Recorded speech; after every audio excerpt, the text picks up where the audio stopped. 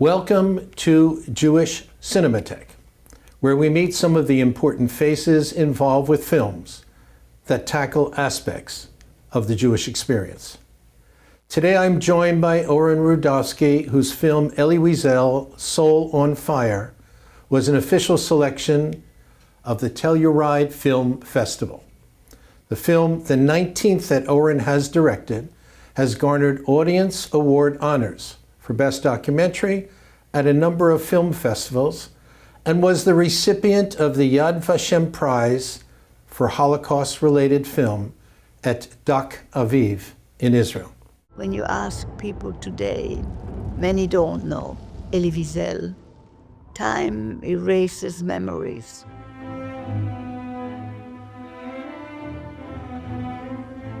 One of the things that every survivor has to face, and does face today, is the fact of its own survival. He somehow is ashamed of still being here. In my small town, I knew where I was. I knew why I existed. Now, I no longer know anything. As in a dusty mirror, I look at my childhood, and I wonder if it is mine. It was my father who kept me alive. We saw it together. I knew that if I die, he would die. At one point, I decided to write my testimony. I wrote it for the other survivors who found it difficult to speak. I thought he would never have children. We had one date and we both knew that it was going to be. He had told me from the beginning he didn't want children. I convinced him. What have I learned in the last 40 years? I learned the perils of language and those of silence. But I've also learned that suffering confers no privileges. This is why survivors have tried to teach their contemporaries how to invent hope in a world that offers none. Why I write? What else could I do? I write to bear witness.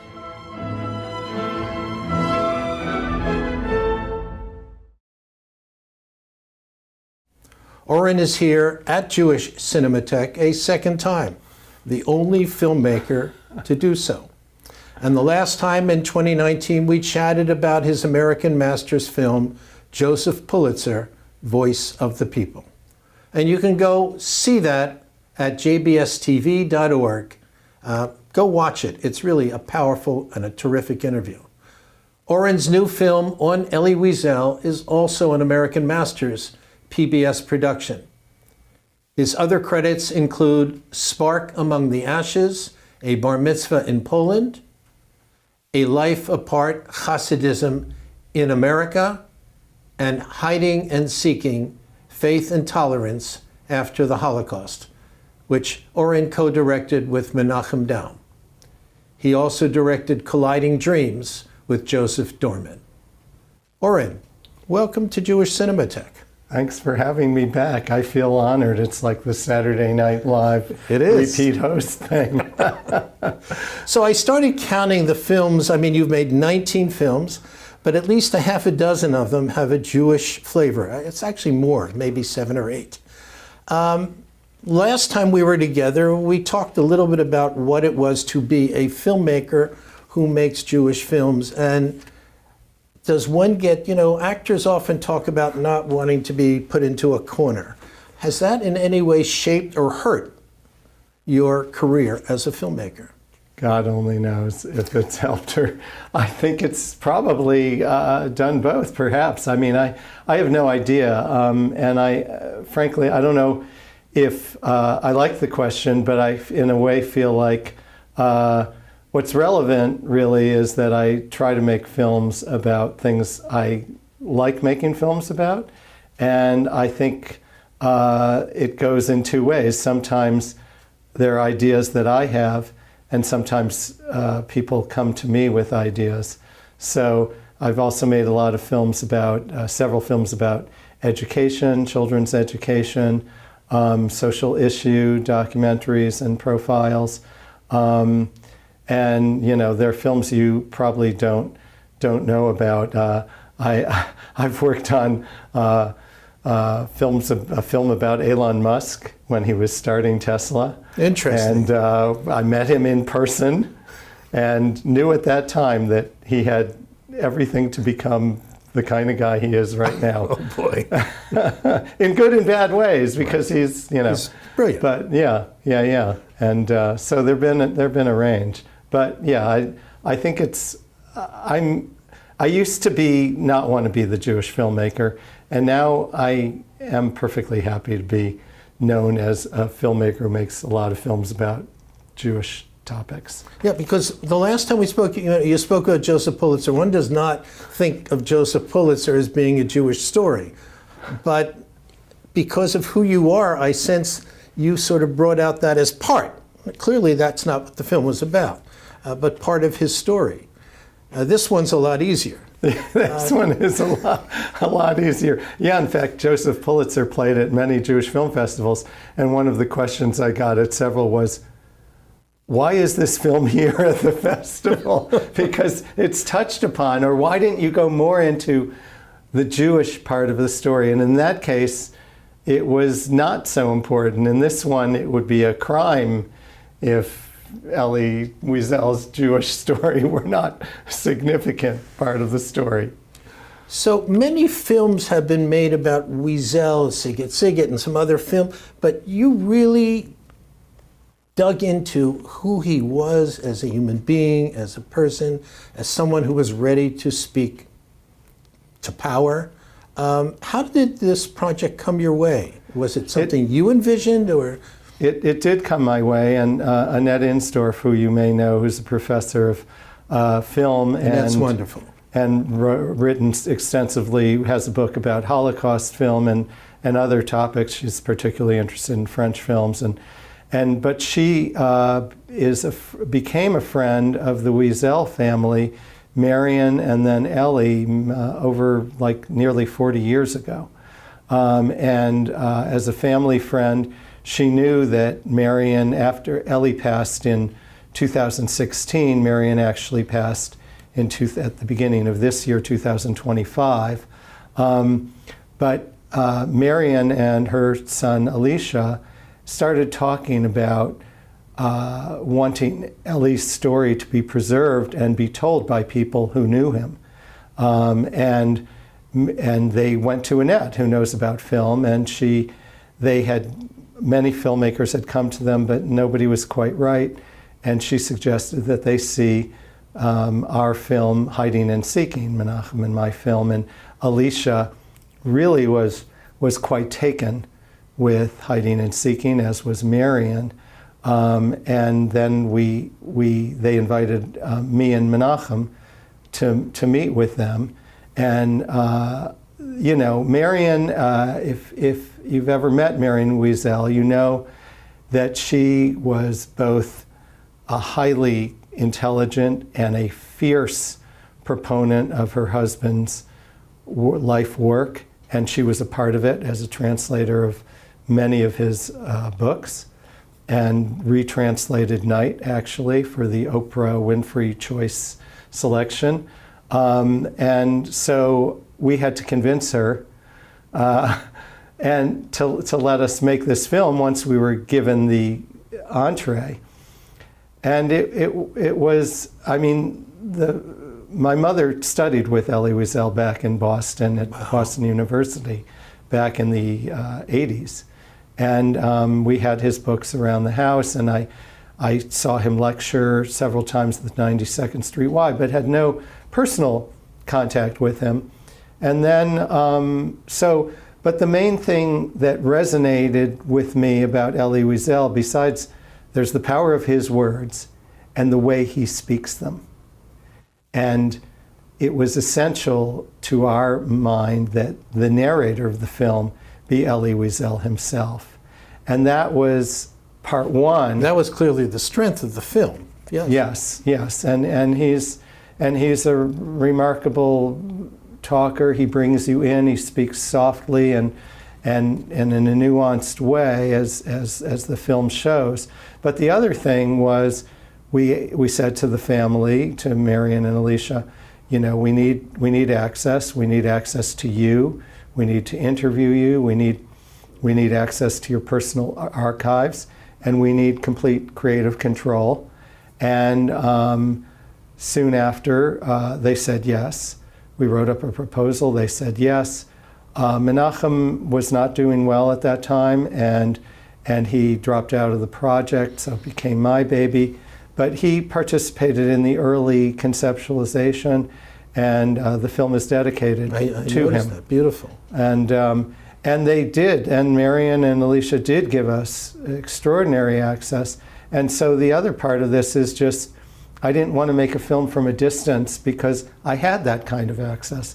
I wanted to make a very personal film. And the other thing is that I didn't want to make a film that covered everything about Elie Wiesel's life. You can read his 2-thick-volume autobiography and know that if I had done that, it would be reverential treatment, but wouldn't have an arc to the story, and would lose the intimacy, I think, which the film has. Yeah, Marion is such a key figure in the film. I mean, you had access to her, but she was very much a part of it. And from what I sense from the film is that she really helped shape who he was. Can you just talk a little bit about that? Yeah, well, she met him in the 60s. You know, Elie had sworn that he wouldn't bring children into the world and that he wouldn't get married. And Elie did have girlfriends before Marion, I happen to know. But when he met Marion, she had a not that same kind of Holocaust story, but she was a refugee from Vienna, Eastern Europe, from Europe, and came to this country.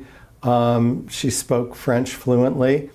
Elie spent 15 years in France, spoke French fluently, almost as fluently himself, wrote all his books in French. And Marion, when they met, you know, there's a great story in the film, which I won't take away, but when they met, clearly it was kismet, beshert, whatever you want to say, meant to be. And, but she, you know, Elie was already, he was extraordinarily eloquent, handsome, inviting, and such a speaker for Jewish themes.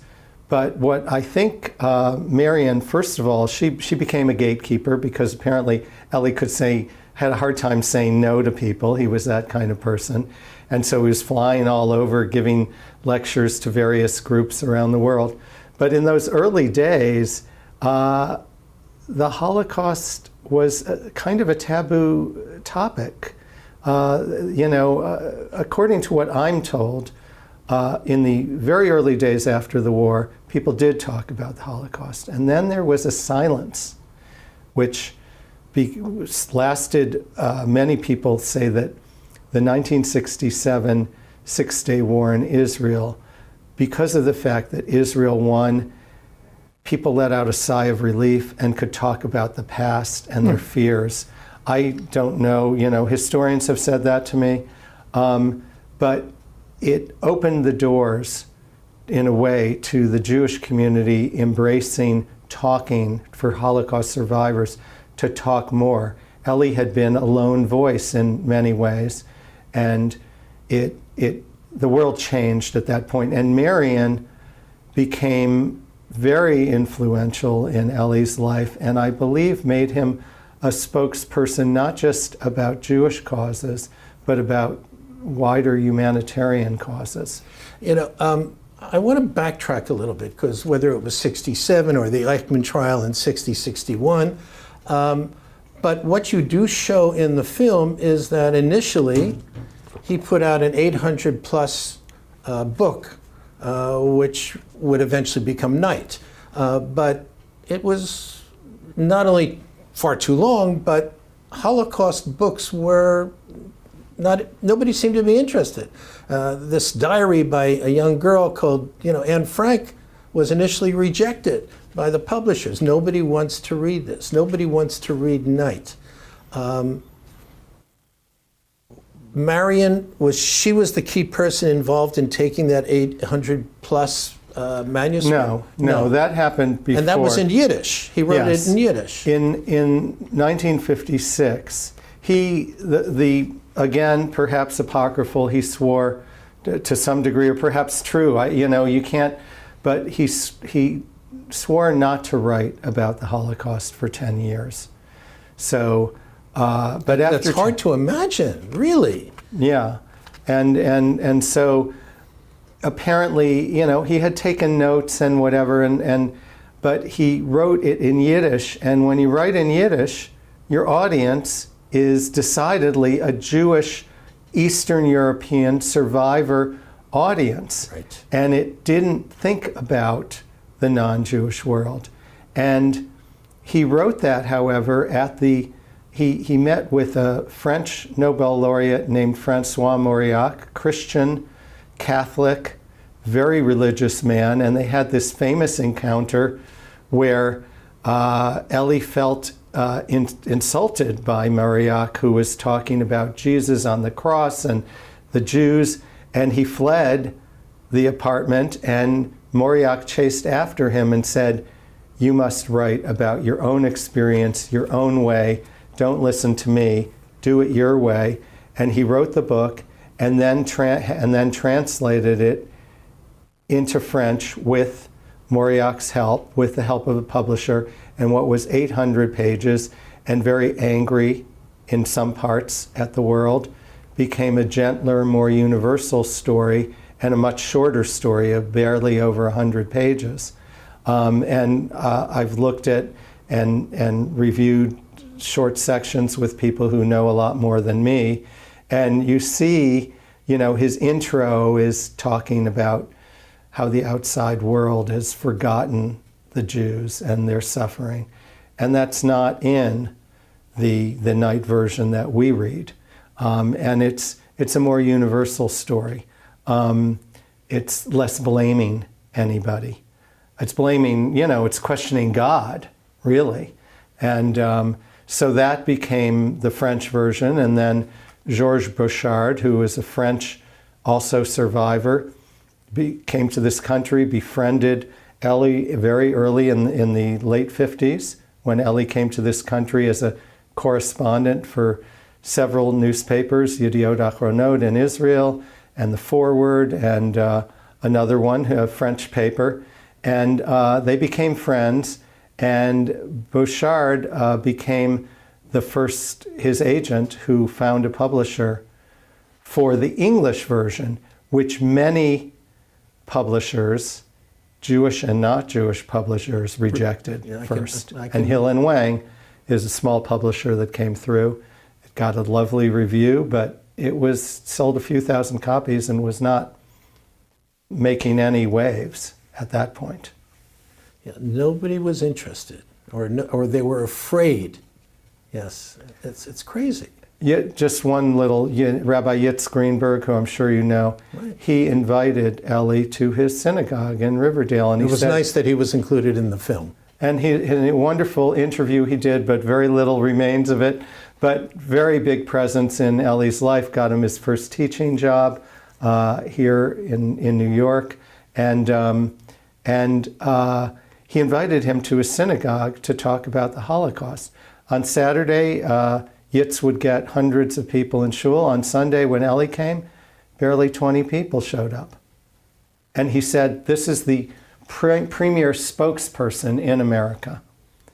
So that's why I say, you're right, the Eichmann trial was important, but until 1967, that's my understanding. I was only 12 at that time, so I don't remember. Yeah, I mean, I remember going to hear Wiesel in Philadelphia, and there were at least 2,500 people in that room, 2,500 college students. It was happening. I mean, he was the spokesperson for not only the Shoah, the Holocaust, but the Jewish people. Yeah. It's crazy. Yeah. Did you in the course of doing this film, did you get a sense that he really was that spokesperson for for Jews, for world Jewry? Well, even more potentially than the Prime Minister of Israel. Well, I think much more, because he was, you know, as he said, I'm not a politician, I'm a storyteller, and that was his strength. And you know, who else could draw to the 92nd Street Y? And it wasn't just it was a range of people in the audience, as you say. He gave lectures and he was got honorary degrees from literally, I think, 100 universities, where he wanted. It was very important to him to speak to young people. And that's why when he got the opportunity to teach at Boston University, he jumped at it. He's continued living in New York, and he would fly on that shuttle every week. And he really cared about it. That was really, his students were significantly important to him. And he had charm and charisma, and he also had a story to tell. You know, he knew how to humanize stories and make them relevant to young people. In the film, you mentioned how his force was part of the reason why the miniseries Holocaust was created. And yet in 1978, he wrote a full-page, front-page article in the Arts and Leisure section of the New York Times, criticizing the making of the film, calling it trivialization. So here was the master storyteller having a lot of trouble with that story being put on your medium, cinema. Well, I remember that series myself, and I wasn't a big fan of it either. But the fact is, yes, he trashed the series. He thought that, and it did trivialize many aspects of the Holocaust and tried to combine the whole story of the Holocaust into one family's story. But, and he did, he had no tolerance for it. And he, in a way, didn't believe that Holocaust stories could be dramatized, made into fiction. And he, his book was a memoir. It was not fiction, even though there were reviews that called it a novel. And that was a big problem for him because it was based on his factual experience. But it was a story. It was, right, very much a story, absolutely, with a beginning, middle, and end. But the fact of the matter is that people who know the response to Holocaust, that was another piece of what opened the doors to talking about the Holocaust. So maybe Eichmann 60, 67 War, 67, and the series after 78 and the Holocaust series. In Germany, apparently, the year after.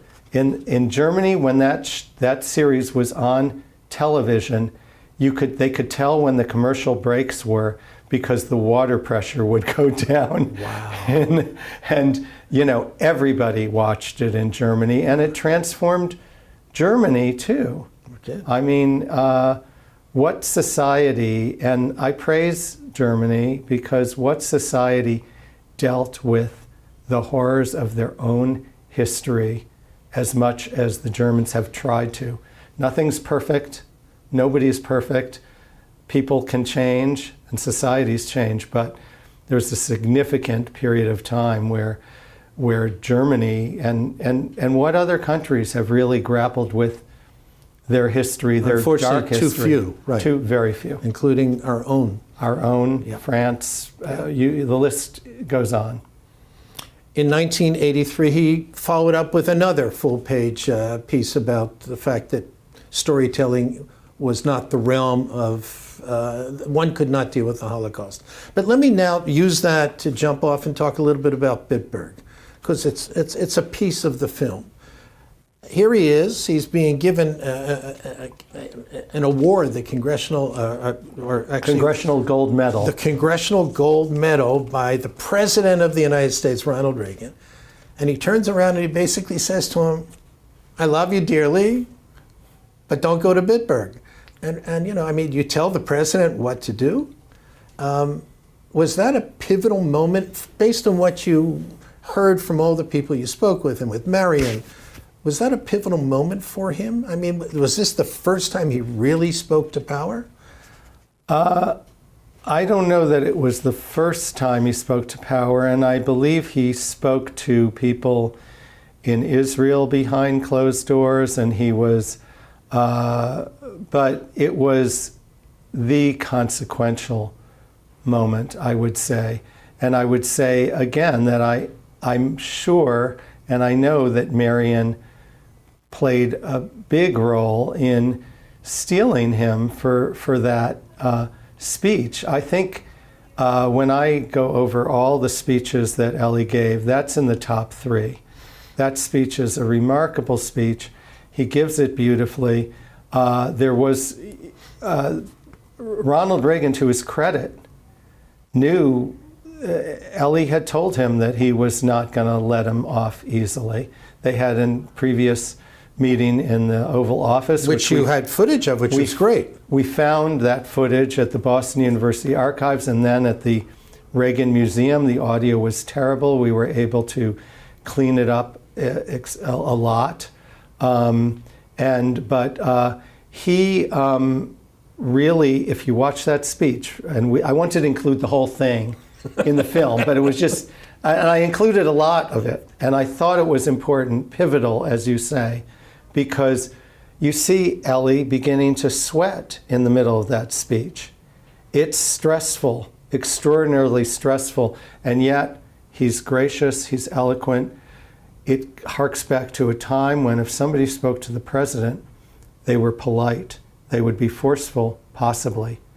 But that was rare. That was on national television. And it, I think, transformed, it made Elie into a national and a world figure. And just for those who don't know, Bitburg was about, Reagan was going to a cemetery invited by Chancellor Kohl to go to a cemetery where SS soldiers who volunteered to do the most heinous things against Jews and others were buried. And Ronald Reagan was going to that, along with many other German soldiers, but with SS soldiers. And so this became a cause célèbre, and Elie tried to stop him from going. He did not succeed in the short term. I would argue that in the long term, he won the war, if not the battle.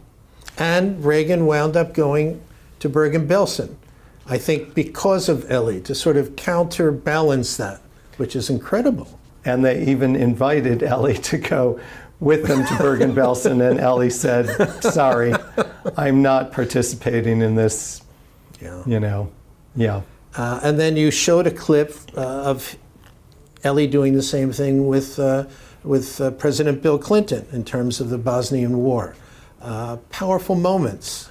Absolutely, on the public stage. How do you find this footage? And in that case, I don't think Bill Clinton knew what was coming, you know.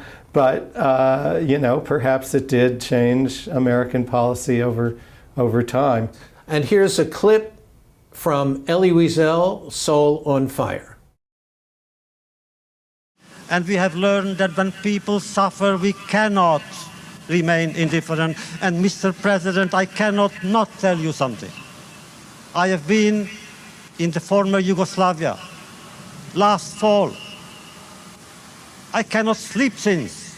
We must do something to stop the bloodshed in that country.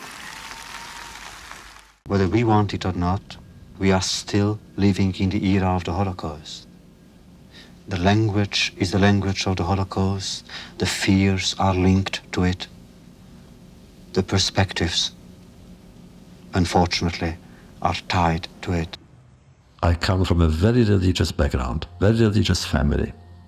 My dream was to become a teacher of Talmud.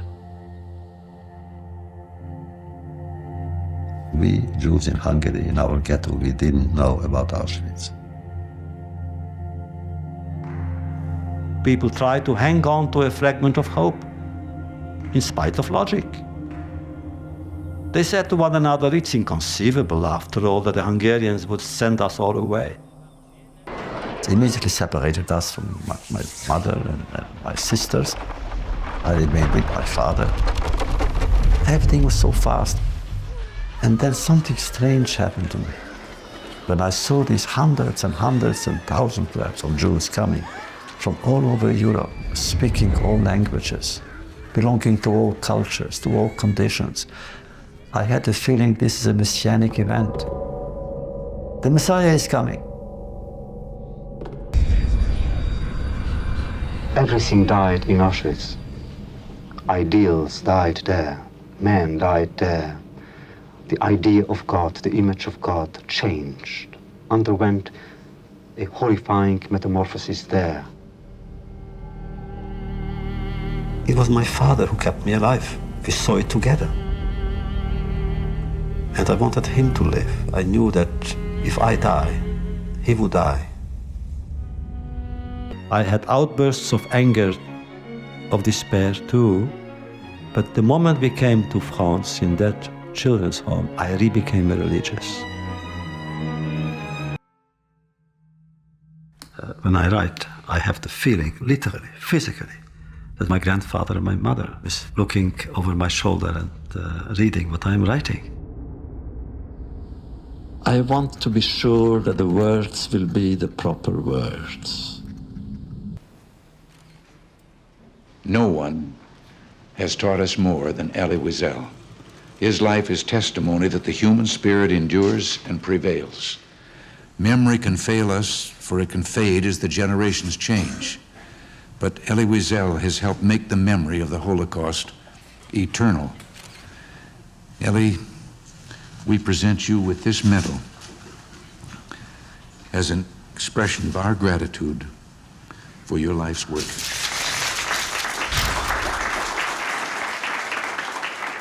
Our tradition commands us, quote, to speak truth to power. So may I speak to you, Mr. President, with respect and admiration.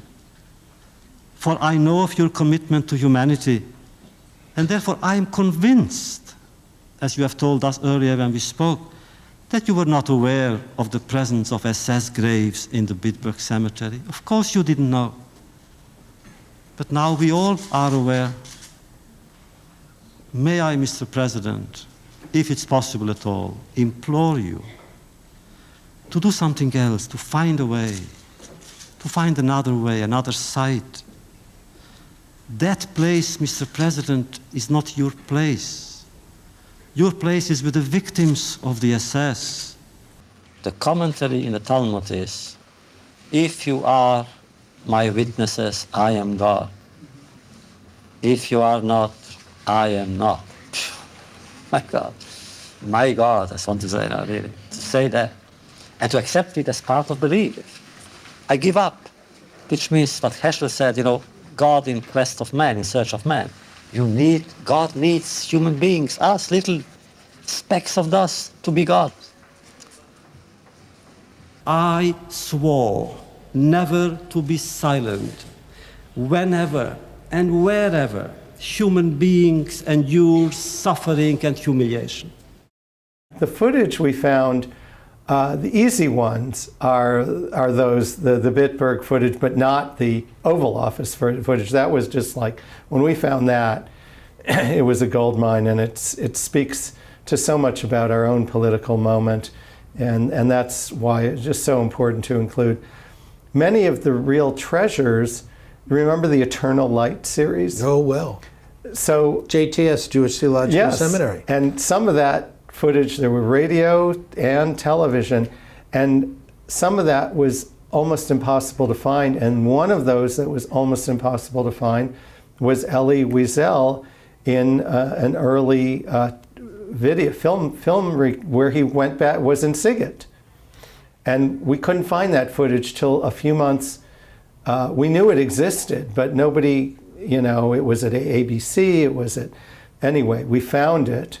And then there were all these recordings. Elie was liked to be interviewed by people and had friends all over the world, really, and made a lot of friends with Christian theologians early on. A lot of his earliest advocates were Christian theologians.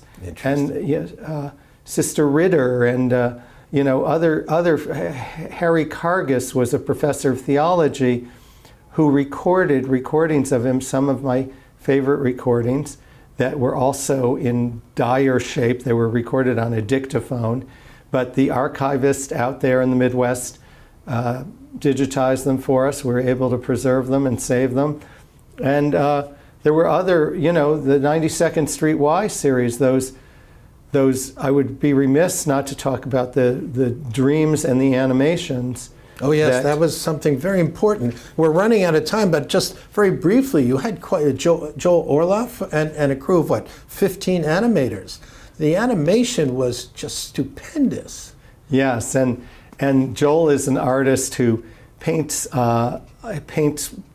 up with this painting on glass, which there's a South African animator, William Kentridge, who draws on with charcoal and erases it. And to me, it evokes memory. And so we wanted this hand-painted way to communicate Elie's visions and his dreams. And that was the first thing we tried to do. Is in his autobiography, he had these wonderful dreams about trying to save his father. And that became a theme throughout his whole life and in the film. And you integrated it so beautifully into the film, and pulling together the footage and the animation and the interviews. It's incredible. The last thing I just want to raise, which was such a powerful moment, is you took night, you went into a school in Newark, New Jersey, and you had a teaching lesson using night as text. Why did you decide, it's so moving. Why did you decide to do that? And we are running low on time. Teaching was essential to Elie's life mission. He wanted to reach young people. I want to reach young people. And young people read night all over this country. And I didn't want to go to a Jewish school. And I found this remarkable school. A friend of mine, Todd Levine, sent me to meet Paris Murray, the remarkable teacher. And those students were beyond eloquent. I didn't know what to expect. Oh my gosh. They hit it out of the park, Grand Slam, after Grand Slam. So articulate. Fantastic. So wonderful. And such an understanding of who Elie was. Amazing. Yeah. The film is called Elie Wiesel, Soul on Fire. It's out in theaters, streaming, and will also be available on PBS as part of American Masters. Thank you so much for joining us. Thank you once again for having me. I'm looking forward to the third one. Look, as am I. I can't wait to see what's coming forward. Oren, thanks.